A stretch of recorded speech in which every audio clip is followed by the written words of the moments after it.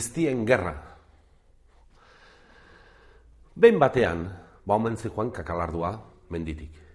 Ta, jaten zegoela edo auskalo zertan, behiak zapaldu egin zuen pixkat. Kakalardua morrutan, kendu jai hortikan, hemen zapatutan eta barkatu, ikusko ze, haundiak beti txikiaren zapaltzen eta joan zen, dena amorrutan, eta bildu zituen, azerian azpiko animali guztiak. Dena txikiak, xagutxoak, satorrak, erliak, euliak, denak bildu ziren.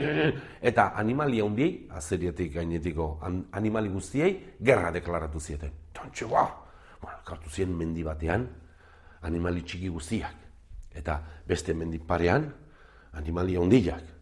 Antxe zuten, imaginatu, behiak, zaldiak, tikireak, eta lehoiak, azeria, otxuak, kartzak, eta bestean, igelak, xagutxoak, arratoiak, txoritxuak, eltsuak, erleak, listorrak, denak, eta denak, bate besteri begira, ez da, zinotez den bere estrategia, eta animalia hundiek bidaltzen dute azerila.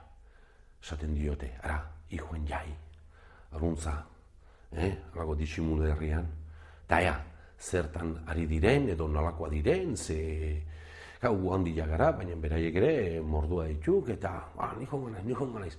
Eta ara, ni aiatzen da izenean, eta ikusten baduzue, nire izatxa gora egiten duela, orduan libre, eta bera baldin badago, kontuz.